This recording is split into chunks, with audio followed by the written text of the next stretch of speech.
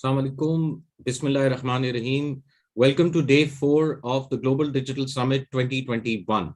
What a day we had yesterday and the 3 days of the Great Global Digital Summit 2021. Before we commence day 4, our first panel discussion, the buzzwords today are startups, seed funding, and venture capitalists. And keeping in mind these buzzwords, our panel discussion for today, the first panel is about startups. Are they high risk? This is the panel that is going to be, this is the discussion that this panel will address, moderated by Ahmad Jalal. Ahmad Jalal, over to you.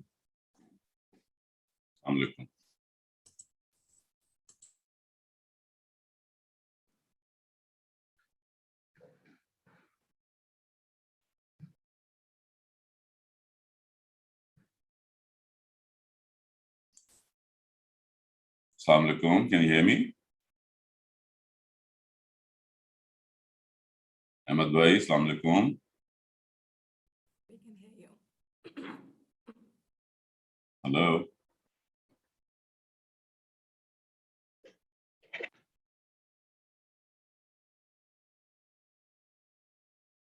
Ahmad, can you hear us? Yeah, I can.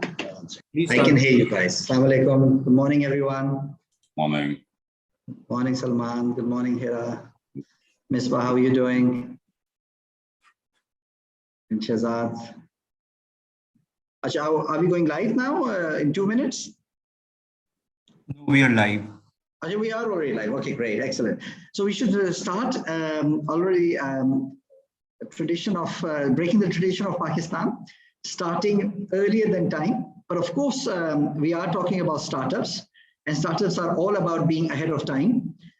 Because if you are even a few minutes or a few months after time, then you might not be able to capture the market. And so it's always good to be on time or ahead of time. So we are before time, and I think we are true to the spirit of the conversation that that we are going to be talking about. So we've got a very esteemed panel, and I must say a young panel, which is always good, because wherever I go in Pakistan, I come across very, very experienced people, but much less of the young energy and drive that actually fuels entrepreneurship. And it's great to be surrounded by, budding entrepreneurs, young people who are at the helm, either as investors or as entrepreneurs or as facilitators for the startup ecosystem in Pakistan.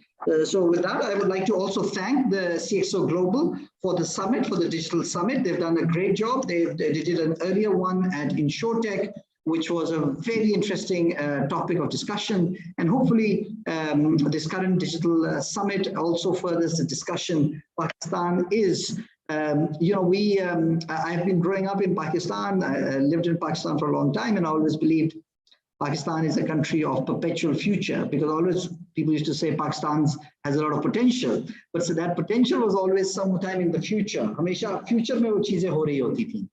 And we always seem to think that the future never arrives. The future of potential never arrives in Pakistan, but it seems that the future has arrived, and we've seen the coming of age of the startup scene. This is not something which has happened overnight. I was talking to Dr. Imran Saeed of MIT recently, and some of you might remember MIT Business Acceleration Plan that started in 2007, 2008. It has Sophie Zar as a success, Rosie as a success, but that was more than a decade ago.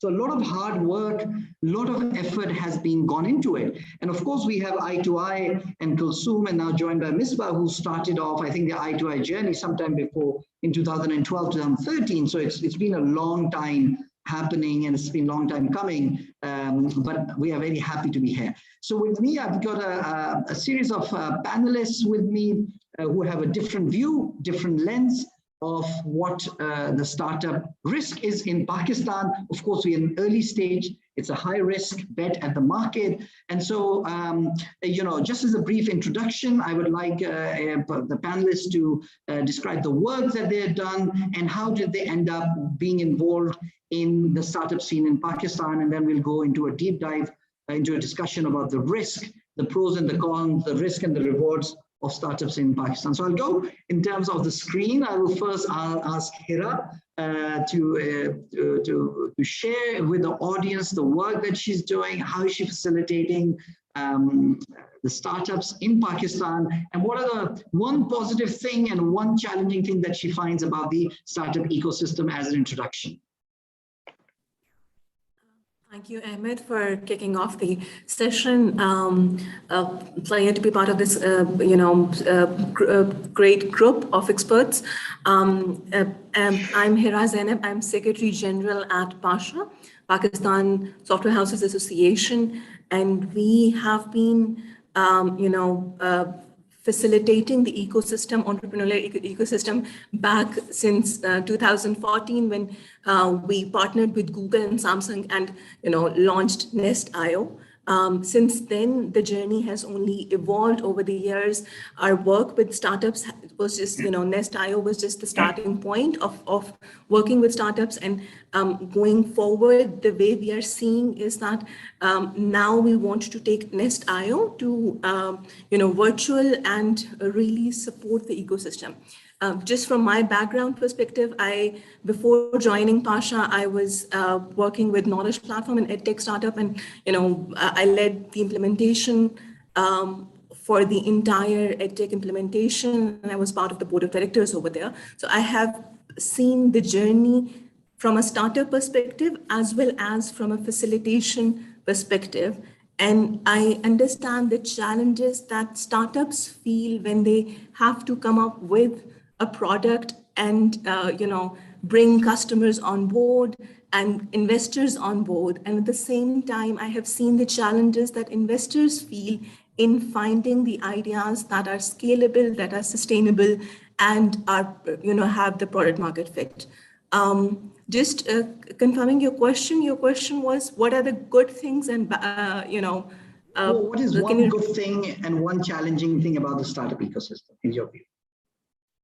I think the good thing is that we have seen since COVID-19 specifically, startup ecosystem in Pakistan really started getting attention over the past couple of years. But since COVID-19, we have seen how it has accelerated the growth for technology and for the digital solutions.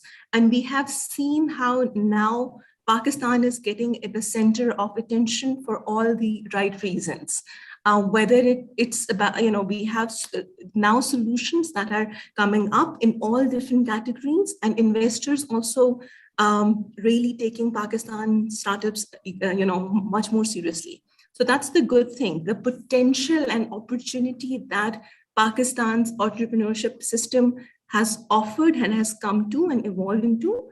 That's the great thing. The challenge is making it work. We still, there are lots of good news that are coming, but we still have, long way to go in having a clear success story from Pakistan. There are investments that have come into being, and really record-breaking investments in that regard. But now making those investments into successful products and really having a success story of users and customers is something that is still a challenge. The other challenge is that we can see a lot of investments that are coming in for solutions and products that are at the scale. But the venture, the angel investment is something that is still, an area that needs to be expanded into, specifically from the local investors. A lot of investors that we see are, foreign investors, and obviously they require the startup to be at a certain stage of growth and scale in order to go for the investment. But we need more investments in the early side, in the we need local angel investors to really get startups to that scale where they're ready for the foreign investors. Great insight and great input. And no wonder that because you've been in a startup at one end and now you're at P SHA on the other end. So you have seen both end of the spectrum. And I totally agree with you. I think in the words of Jerry Maguire, the movie, it's basically show me the money. It's about the exits. The exits haven't happened. They have to happen sooner or later. And we hope that something happens. And Kareem doesn't count for an exit for Pakistan. Kareem, of course, it's a GCC and a global story, but Pakistan is a big part of it, but I wouldn't count it as a Pakistan story. So I totally agree with that. And also the other fact is that, big investors come at $5 million, $10 million, $20 million ticket, whereas you need $500,000 to $2 million tickets. Hopefully that's where, family offices, families like Salman Tufail's family, and the Walled City company and others, and hopefully eye to eye, they kind of plug the gap, but that's certainly a big gap जो कि हमारी market में है, जहाँ पे angel investors or seed investment की ज़रूरत है. So thank you very much, Hira, for your conversation, for your discussion, and over to you, Salman. Salman is also a friend, an entrepreneur from illustrious family of entrepreneurs, and has many interests which range from both private sector, public sector, also startups. So best way, if you can describe yourself, the work that you're doing, and if your family is really looking at, or yourself looking at seed investing or angel investing in startups in Pakistan. Over to you, Salman. Assalamu alaikum, everybody. Thank you, Mr. Jalal. It's an honor to be here amongst you all again. I've been actually part of the Tufail group, and yes, we are investing as angel investors in a lot of startups in Pakistan. Not in the limelight, but very selective. Basically, the startups which are in alignment with our vision and mission to empower the country and how to bring the nation back on its feet. Not going into many details, I'll just give you one brief of the recent startups we did, which is the Future Agri-Tech. And Alhamdulillah, we've picked up a lot of limelight on that as well, because our USP is completely different. And we're not selling the produce from the farm, rather than we're bringing in the academia from one of the best universities in the world and creating, we have developed a project in partnership with the Chinese government inside a university. And we're educating the students to become food secure, food sufficient. This also brings about dollar substitution for the government. 60% of the food is being wasted after produce. So all the electricity that goes into pumping the water to the fields, nobody has those calculations. So it's a big saving and a big step towards empowering the next generation of the nation. So this is one of the startups we've brought about. Coming back to the first question Mr. Jalal asked about the challenges and the advantages of these startups spurring about everywhere, I see a lot of them coming up. The challenge in Pakistan or anywhere else is not about basically what startup or what product you have in hand. It's more to do with your mentors. It's more to do with your channelization of the product. And eventually you get the investors if you have a good product in hand. I see a lot of people in Pakistan, following this line of startups, but they don't know how to go about it. Many of them develop a website, get funds, and then they disappear. So there has to be a coherent, proper strategized way, which they need to know from entrepreneurship departments in various universities, because the mentorship is missing. The guidance is missing. It's not always about the product.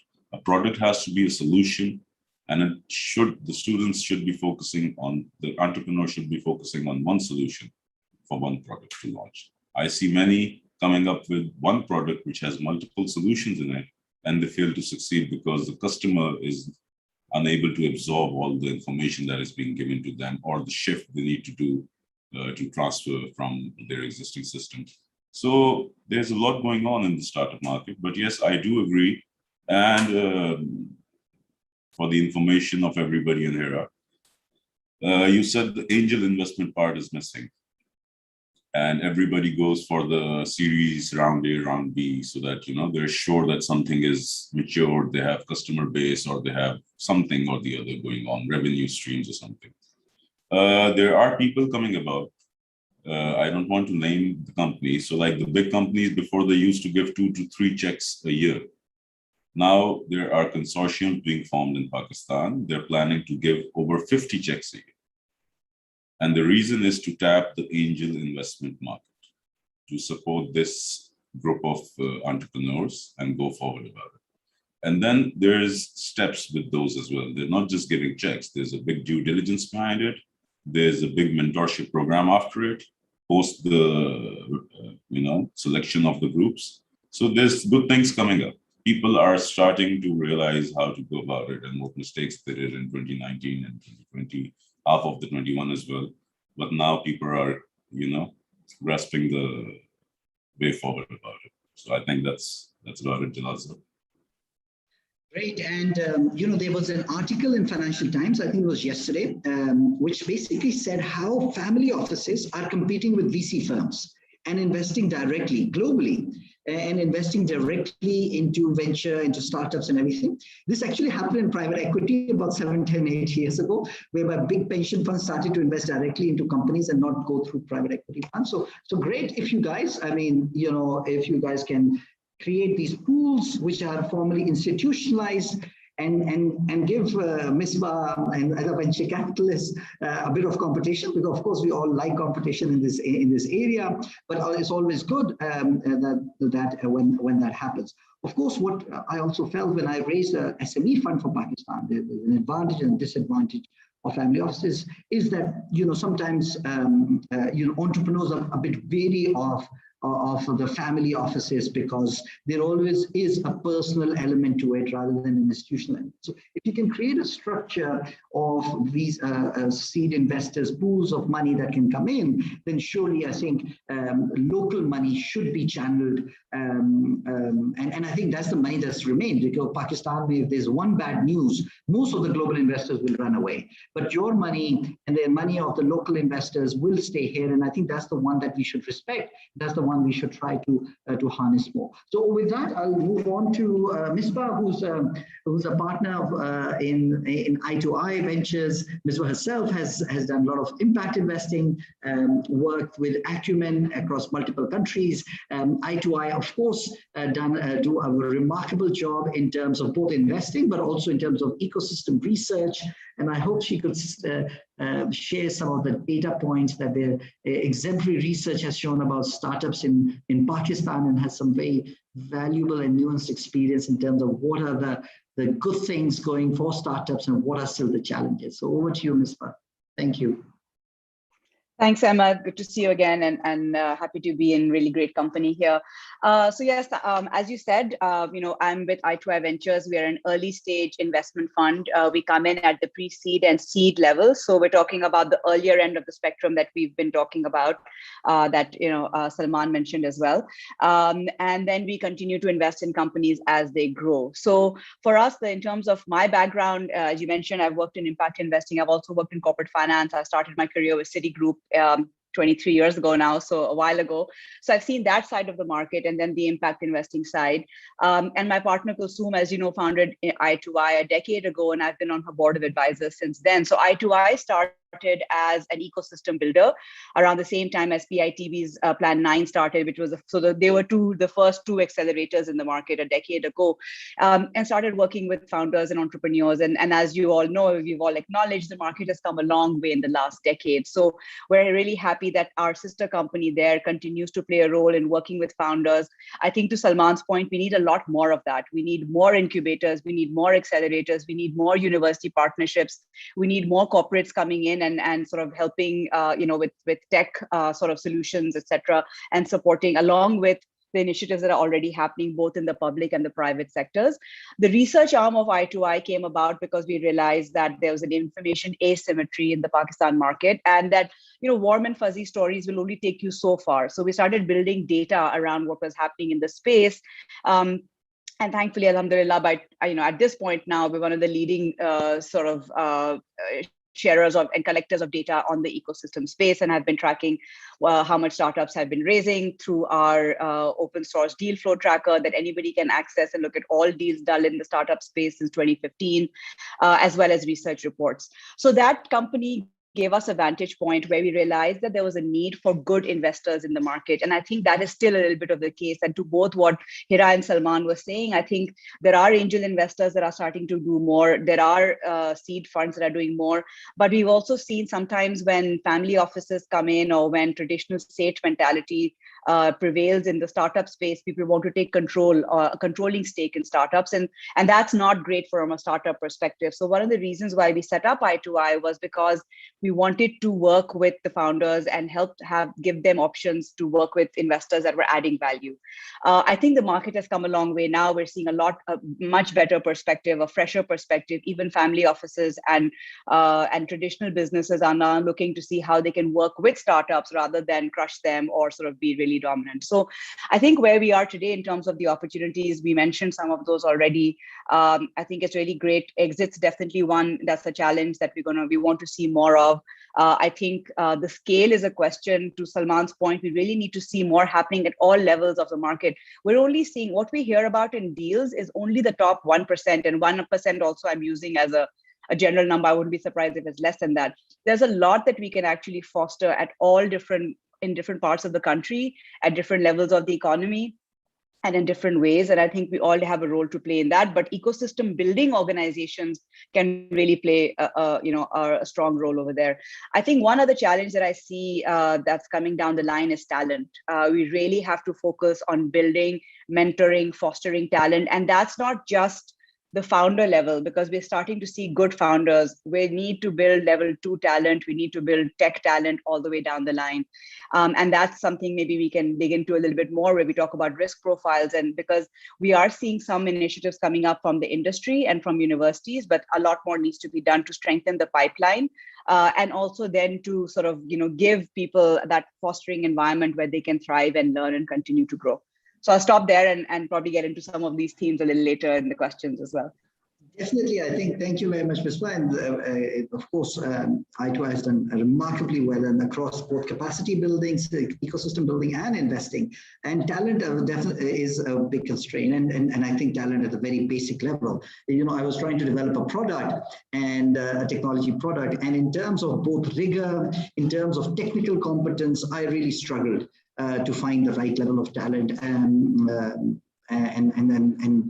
As the saying goes, that if you want to hire 500 top line coders in any of the Pakistan's top cities, you will skew the market up in order to find them because there's such a constraint of top level. And when I say technology, I think that the thing about technology which is great is you basically have a global market. Whatever thing you produce, you're competing globally because distribution is a global distribution with the internet. So whatever you produce has to be of sufficient high quality, and that global quality talent, particularly in tech development, I think we are not there yet, or at least not the numbers as such. We do produce 80,000 computer science graduates, but probably not more than 10% of them are what we consider a global quality talent who can produce, who can think, execute at that level. Another ecosystem development and also an investing company very similar to I2I is of course Seed Ventures. And Seed Ventures has also been around, and I think it's great that we've got a lot of people who've been around with the tech scene for a long time. They're not what I call the new kids on the block. And of course, Seed Ventures has been there for more than a decade, both in the shape of Faraz Khan and now the successor Shaista, who have been working on impact investment in Pakistan, in also social impact. And I think it'd be very interesting to get Shaista's perspective, because they've been looking at more at patient capital, investing in different projects in partnership with others. One of the very interesting investment that they made was Feedsalt. I think if I name the company correctly, it was basically at margins of whatever Angro Foods or now Friesland Campina operates. They found it an opportunity to create a business model at that end. So over to you, Shaista, for your introduction, as well as one challenge and one opportunity or one positive thing about startup ecosystem in Pakistan. Am I audible? I hope so. So hello, everyone. It's wonderful to be in great company here today. Hello, Jalal. Hello, Misbah, Hira, and Salman.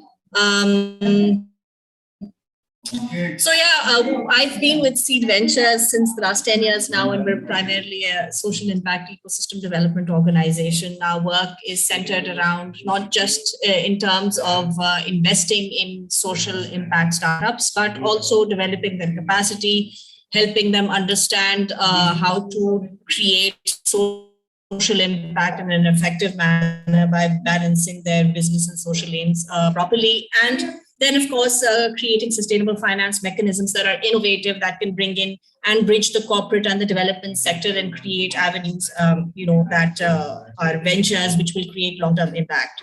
So going back to the question that Jalal had asked, and please correct me, Jalal. This is primarily around the challenges and the good things about the startup ecosystem. So, our work has been in working with young people who are working on business ideas that resolve social challenges. And as of recently, we just closed a program called Social Technology Entrepreneurship Program. And we came across some very wonderful and innovative social impact startups. And these are all young people who are working on social challenges and have integrated technology into their business models and are working on areas like climate change and, plastic processing, and of course, women empowerment and areas like that. So the great thing is that young people within the startup ecosystem are beginning to think of, we don't just have the typical models around retail or manufacturing now. They're thinking beyond that. And that's one of the changes that I've seen in the time that I've been at Seed Ventures, is that we're moving to new kinds of solutions to resolve challenges. And the younger generation is they're very, how shall I say this, empowered and innovative and brave to develop those solutions. What is lacking at the moment in the particular segment that we're working in is mentoring. And this is not just primarily business mentoring. We are also looking, there is a dearth of people who understand the impact and the business side of social ventures and are able to mentor startups in the same way. So we do have people who are experts in technology, in marketing, in finance, and the basic functionalities. But then we need a larger mix of people who understand how to integrate these two things better and in a better manner, so that social startups can be scaled and can be grown. And it's not always just about technology or developing an application. And I truly believe that it is about developing and identifying the right problem, developing a solution, and then using technology as a way to scale it. But for social startups, that's essential. That your challenge has to be clearly defined, and your business model in terms of how you're feeding that challenge has to be clearly defined. And then using technology to scale that problem. Usually we don't find a lot of investors who are primarily investing in young startups that are working around social challenges. I mean, there is money out there, but is there patient money out there? Are there patient investors out there who are willing to wait and are more interested in the social return on investment rather than just the business return on investment? And for wanting to develop this segment of the industry or this segment of the economy, we need more patient investors. We need more women investors to be, it's kind of really correlated. Women are known to be good social sort of investors in social ventures, because I believe the whole aspect of empathy, conscientiousness is very well tied to our basic nature. So we need to see more women out there.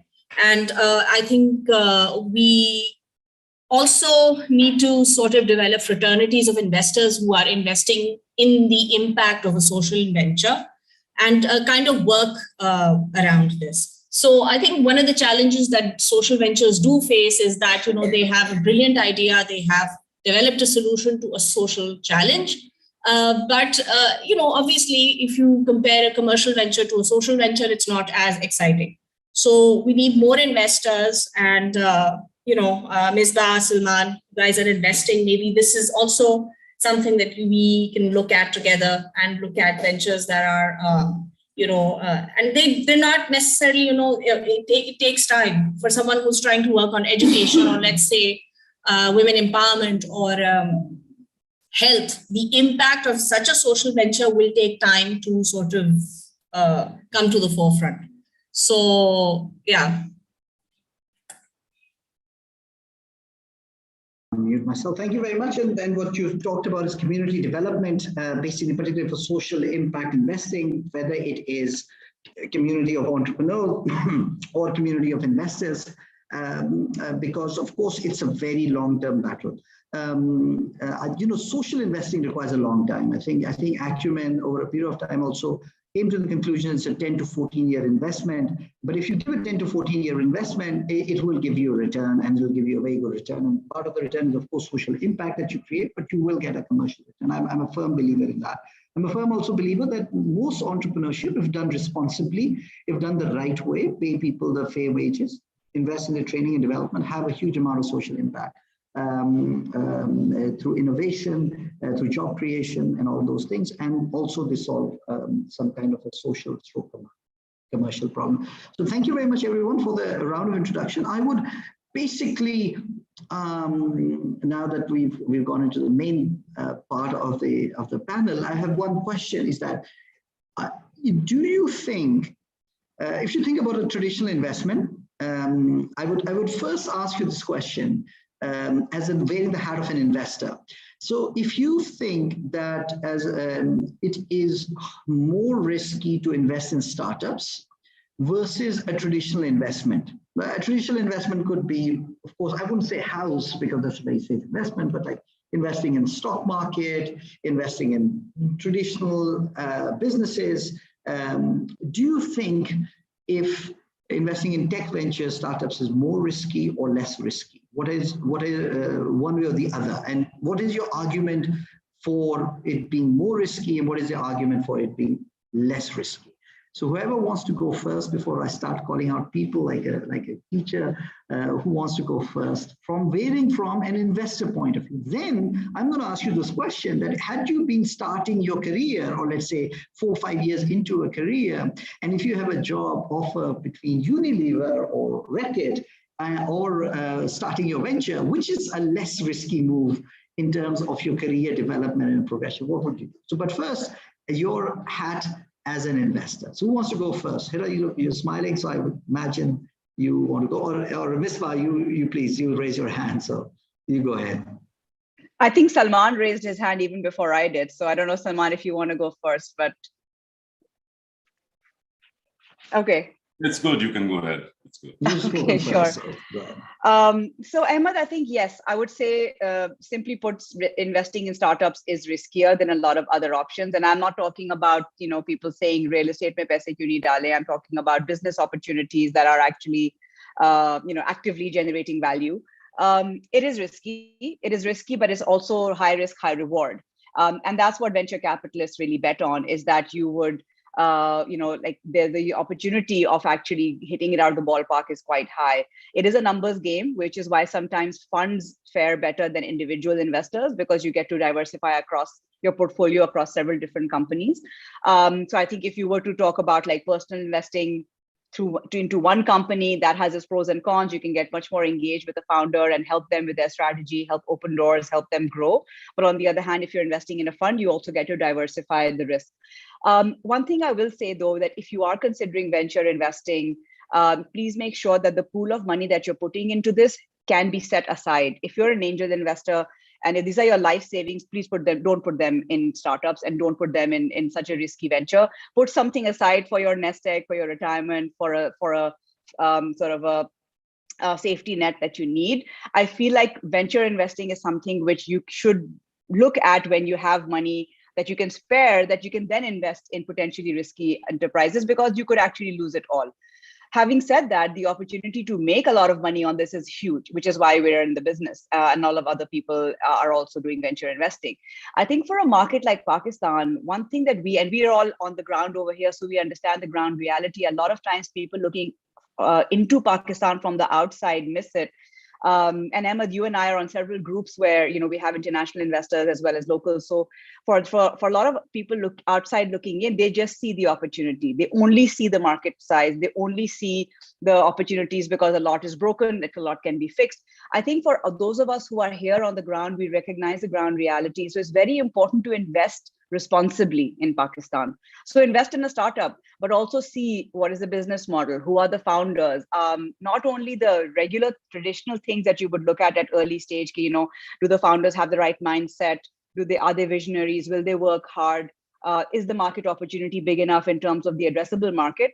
But in Pakistan, we have another list of unique things that we should be looking at. Are they morally sound? Are they paying their taxes?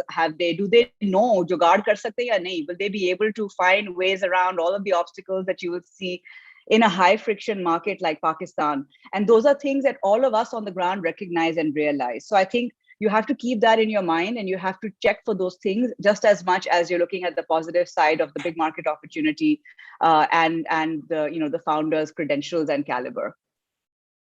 Thank you. I'll have some comments and I'll ask Salman to go in.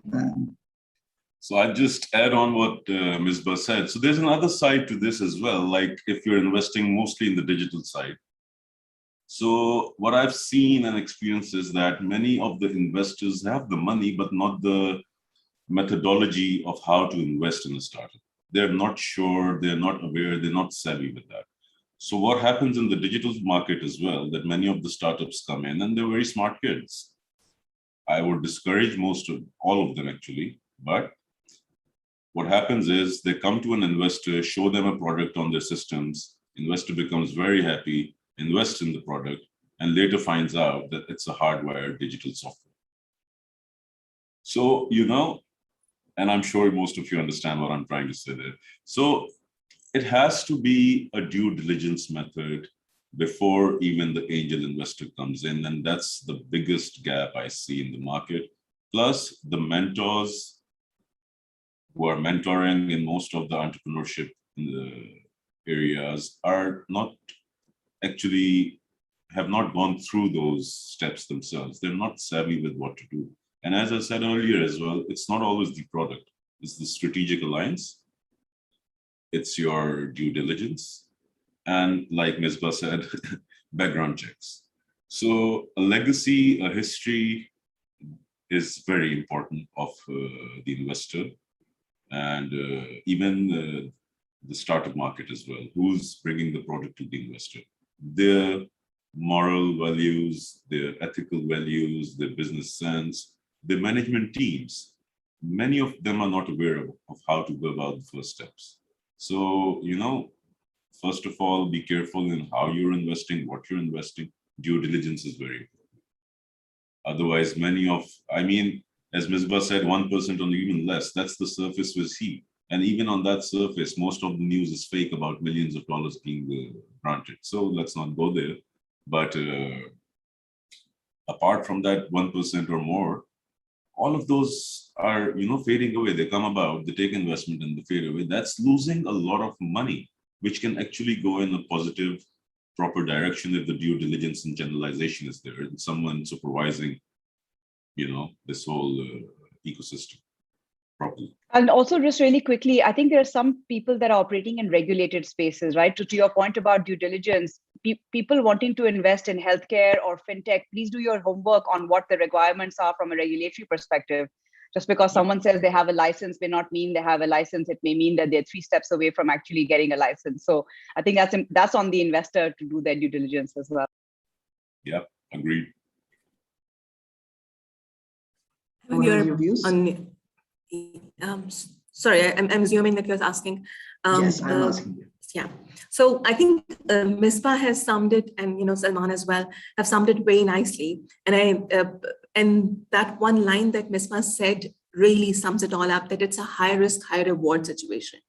But just adding on to what both of them have said, I think if we take a step back, investing in any startup in Pakistan means that you're investing in a behavioral change.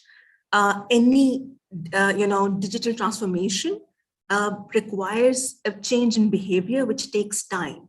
So it requires persistence and patience, both from investor as well as from the startup side, which means that if you want immediate results, probably a startup will not be the right investment for you.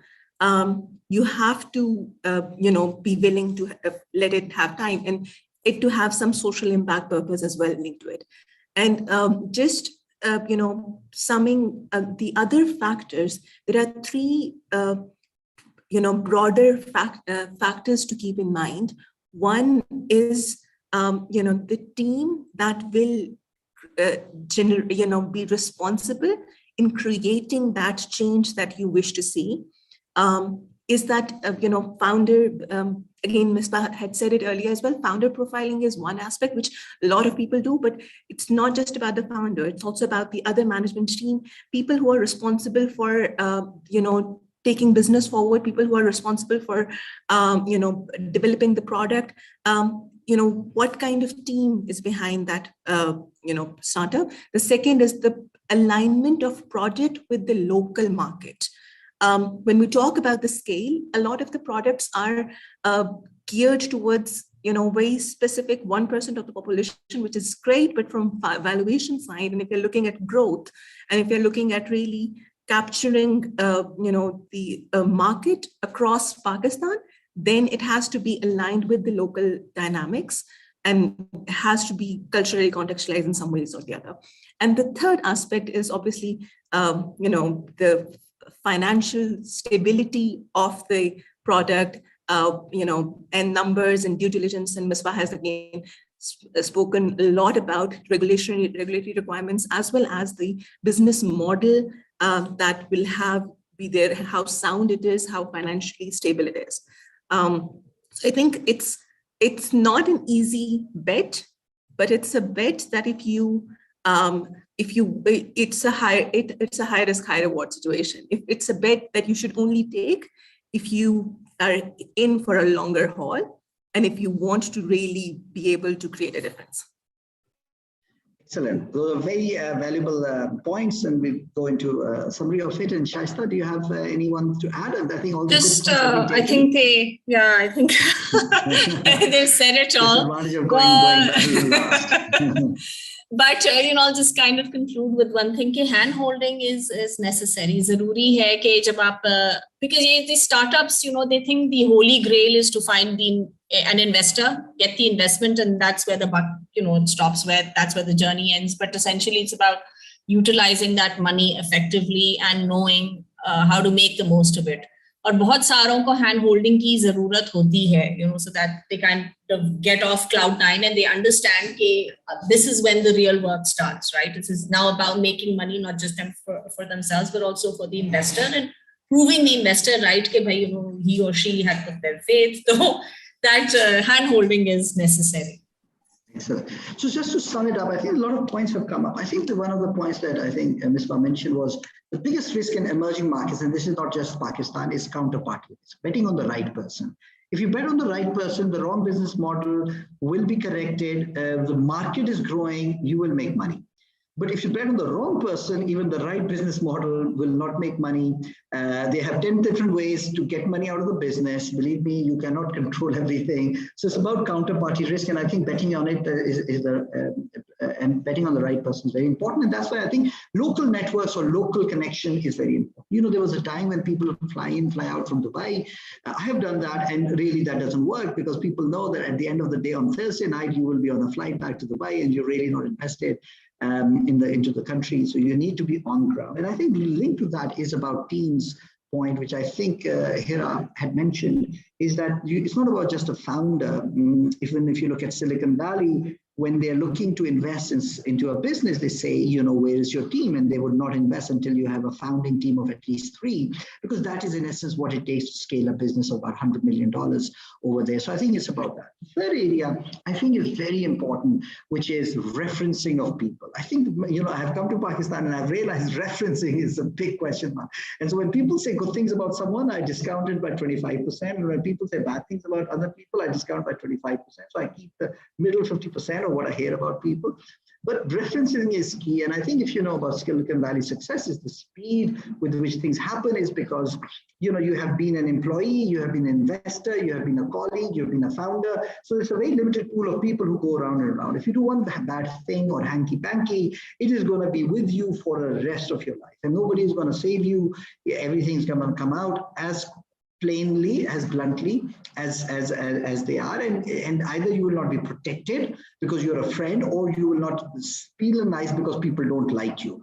ये जो एक चीज है हमारे मुल्क में, which is that we try to either protect people or try to, or in that sense, or try to hype up the good things and not saying things as they are in terms of referencing. I think that could be a challenge, and I think that's where pools of investors should come together to give reference, a very objective reference, of people. I'll come back to you, Salman. You probably have a point to add on that. So I think referencing is बहुत एक important area है. दूसरी बात, I think Salman ने बात की थी methodology of investing. I think that's a very important area.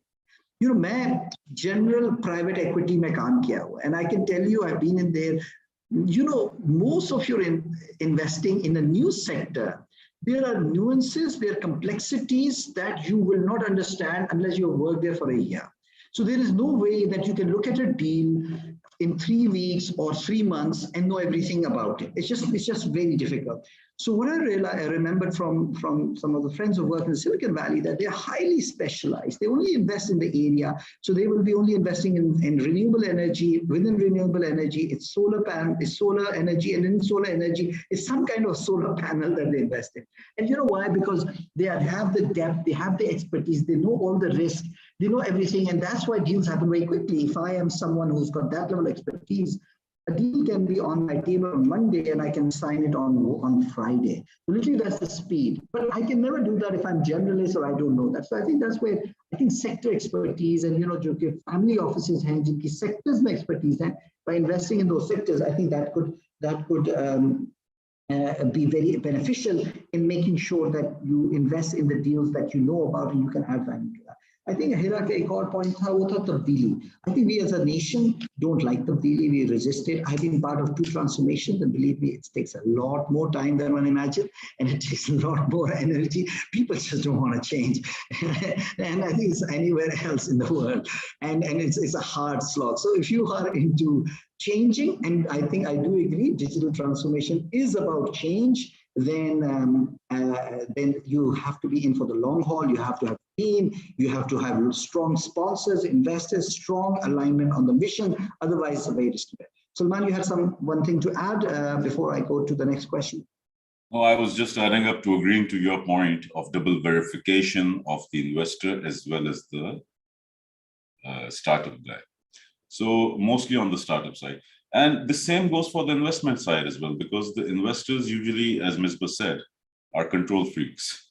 So that should not happen, because the guy who's developed the whole system— I didn't say that, but no, I didn't say they were control freaks. But I'm using that word. so because that happens, I want the stakes. Why? It's my vision, my mission, my product, which I need to see. I know more of it, right, than the investor usually, because as Mr. Jalal said, they have very specific line of investments and ways to go, and they only invest in what they specialize and they master, right? But in Pakistan, when an investor has a lot of money and their existing business is not working, they have cash lying down, they invest left, right, and center, and that's where things go wrong, and the whole market and the system gets disrupted. The second thing I've witnessed in family offices myself is that be very careful which family offices you're being connected to. Some of them are there to charge you and not support you as a proper mentor and entrepreneurship program.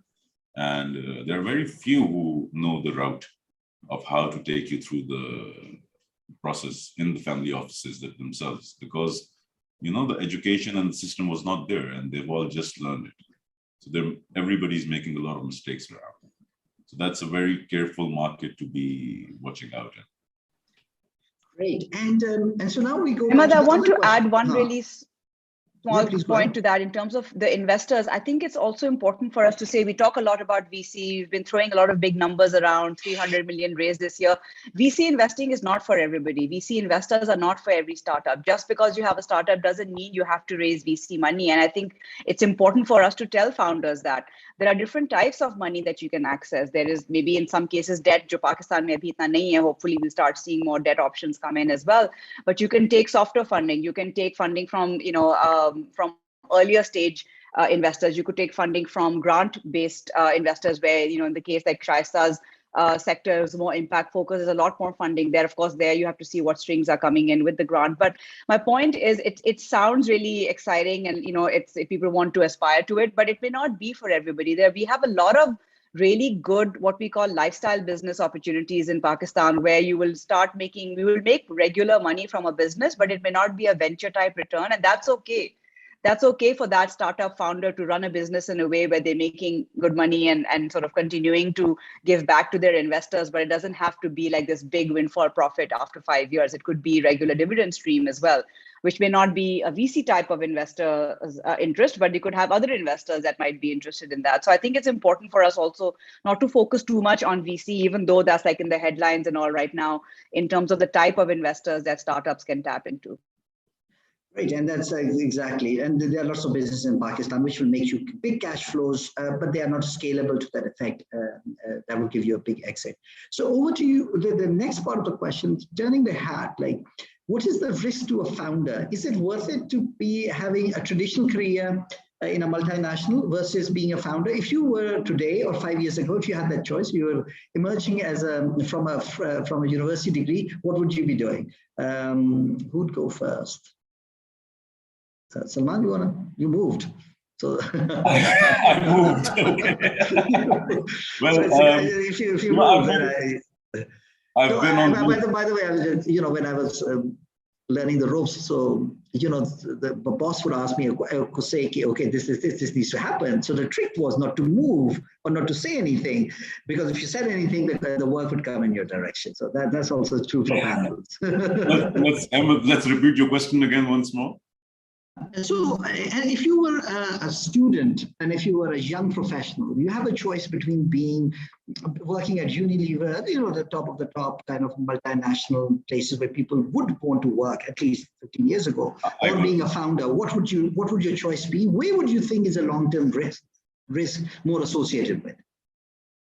I got your point, and this is a fight I've been fighting for a long time with the universities and education departments as well, because I have a great fight with them that they're churning out products to work in the system and not the system's requirement.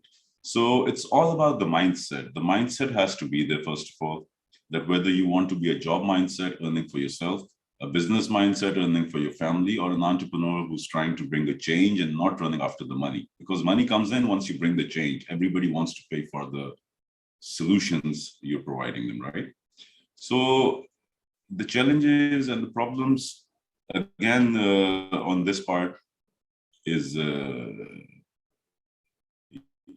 you're saying something, Jalal? Okay. So if I may get back to the question again, I'm sorry, I had a distraction here. Yeah. No. So if you were starting off as a student or 5-year professional, would you be a founder, or would you be a corporate guy, basically?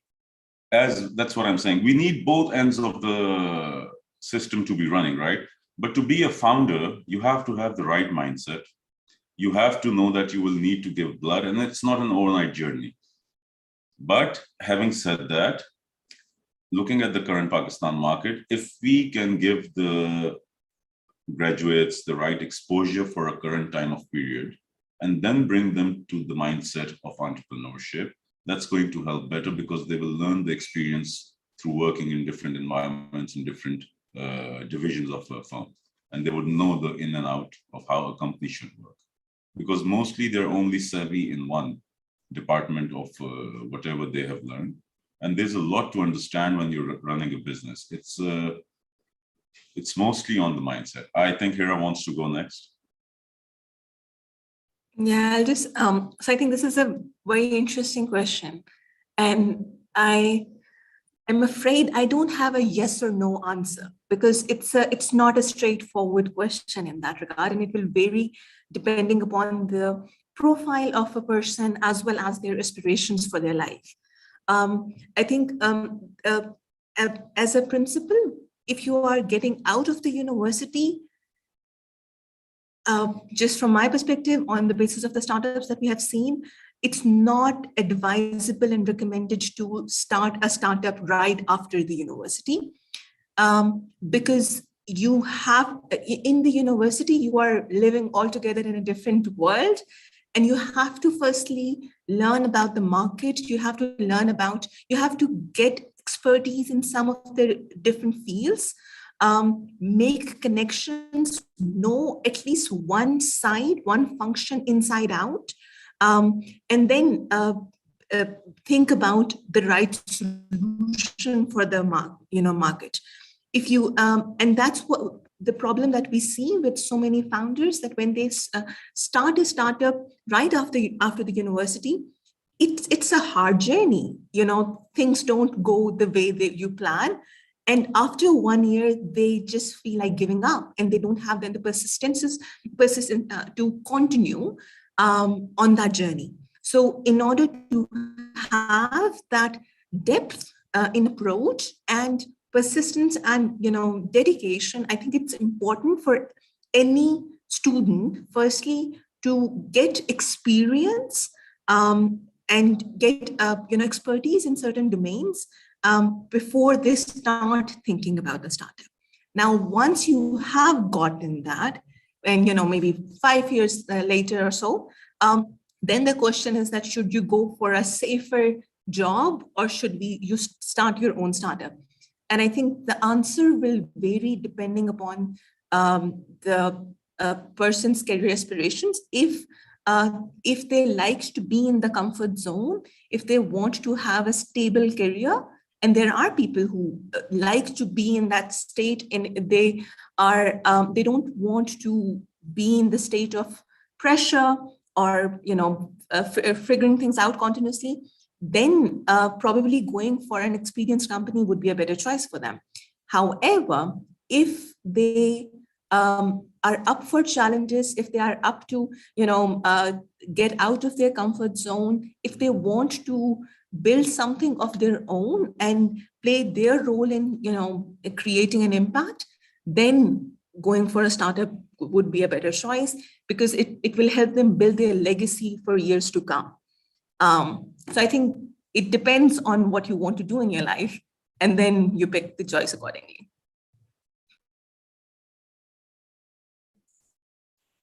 Misbah, if you want to add something to that.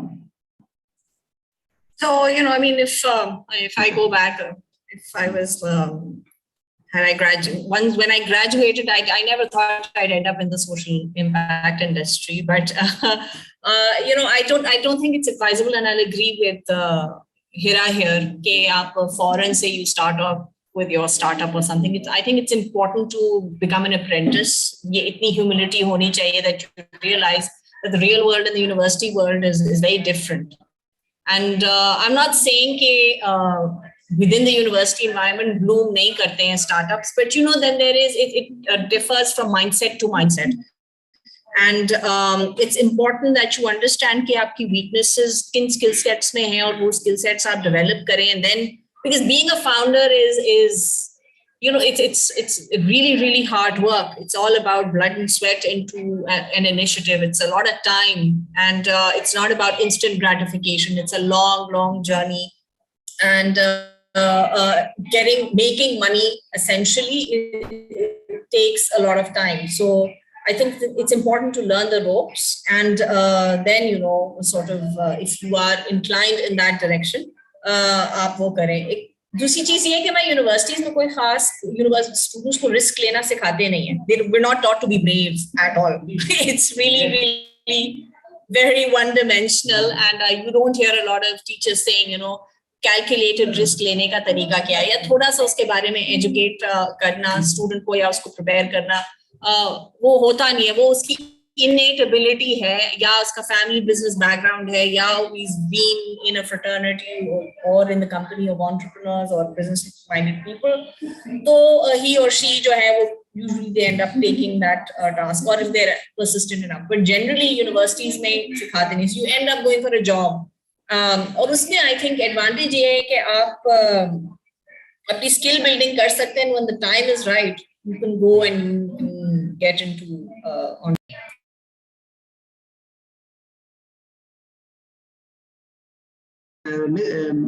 Misbah, you want to add something, or? Yeah, just I think the points that have been made have been great. I agree with all of those. I would maybe just make one or two others. That one is, it's a privilege to be able to work somewhere where you don't have a regular income coming in, which is often the case with startups. So I also recognize that some people don't have that safety net, and they may need to work for a while for someone else, earn a bit of money, put that aside, and then get into something. I think from an investor perspective, we definitely like founders that have had some experience somewhere else. So either sector expertise or business experience in terms of, whether it's operations or sales or marketing, or an area that they have worked in. I think it's, if you are excited about the startup space, join a startup, join a fast growing startup. You don't have to be the founder. You can be on the team, you learn a lot. We're seeing a lot of people that came into Careem very early on in their careers, learned a lot by working with very fast growing, strong teams, fast growing startup. And now that they're setting up their own startups, they're strong founders because they bring a very strong fundamental understanding of how to work within a fast growing startup. So that's also an option. I feel like it's not necessary that ya to aap corporate kare ya phir aap startup shuru kare. There's a middle ground where you can get exposure to startups and how they work. Luckily, more and more companies are raising money. Go and find one of those fast-growing companies in an area you feel strongly about and go work with them. You learn a lot by being in some of those. And thankfully, because they have money, they're growing fast as well. So that's definitely an option that's there. I also feel like I think it's important to bring something to the table because you're then able to build on certain basic skills. To Shaista's point, a lot of times we're not taught critical thinking, we're not taught problem solving. And if you're just going to set up something on your own, you may find that you have some of those skills that are missing. So again, learn from others, learn from, whatever. And I myself had a non-linear path. I started in corporate banking. I moved into impact investing. I worked in a fintech startup myself for a few years. I was employee number 2. So to Salman's point, being an operator and really seeing firsthand what life is like in a startup is very different from what it looks like from the outside, right? So it's okay to have a non-linear path as long as everything kind of, you bring something to the table when you actually do that, whether it's for yourself or joining a team. That's excellent commentary and feedback. And I think just to end the note, and because we're almost short of time, I do think that the time I started my career some time ago, it paid to take a conventional careers. That made sense. But I think at this moment and where we are, age of disruption, change, I think non-linear, as word of Misbah, or unconventional paths are actually better. And I would think that they have less risk. Why? You look at General Electric, you look at some of the biggest companies and look at what happened to them. 500 billion ka market cap hota tha, wo 80 billion or 60 billion pe aa gaya. So you might join a big company like Unilever and you think you have a career progression and they're there for life, but they might go bankrupt or they might even go down in the next 2-3 years because such is the pace of change. So I think ye baat hai ki what you might seem less risky is actually has got a lot of hidden risk in it. And the hidden risk is not being able to change with time and not being able to innovate. Ek to baat ye hai. Number 2 thing I think is हमारे यहाँ ये है कि and I think Ms. also pointed out very interesting that you need to join startups and get more experience in that. थोड़ा सा हमारे parenting and the way we bring up children has also got to change. मैं पाकिस्तान में आया हूँ तो मैंने experience किया यार लोग emotionally immature होते हैं. Professionals I come across are emotionally, they're not able to deal with either stress or tension, and even you have mid-30s, early 40s people who are not able to deal with that. And but you look at Airbnb's global head of a global expansion, 27 साल की लड़की है, 28 साल की लड़की है, and she's able to somehow deal with that. She's going on a cycle, but she's able to deal with all of that. And what I realize is, I think, because what happens in the West is that children are actually made to fend for themselves, become independent by the time they are 16 or they're 15 or they're 18. तो उसके बाद वो 10 साल तक खुद होते हैं. they pay their own bills, they manage themselves. So they have this level of maturity that they get. हम लोग हमारे जो culture में अमूमन kids until they are married or they're 24, 25, they're used to being with their parents, and hence they have a protected environment. So they take another 10 years to be able to fend for themselves and be able to work on their own. So that's where जो आप बात कर रही हैं कि startups में you need more experience. Whereas if you are in the West and you're a child who's been looking after yourself primarily from the age of 18, by the time you're 28, you're a fairly mature person. So I think ये भी एक हमारा culture का एक हिस्सा है जो हम protect करते हैं, over protect करते हैं बच्चों को. That actually works to their disadvantage when they go out to be a founder or a startup or in a startup and other things. But I think that's about it from my end, because we started a bit on time. We are 1 minute late. I wanted to thank all of you guys for a very interesting conversation. I want to again thank CXO Global for making this panel an interesting one, an exciting one. I think this is far too deeper a topic to discuss in a 1 hour's time, but I think but we've done as much as we could. Thank you, Salman. Thank you, Shaista. Thank you, Hira. And thank you, Misbah, for your time. And I hope the audience and everyone joining on the live stream enjoyed the conversation and learned something.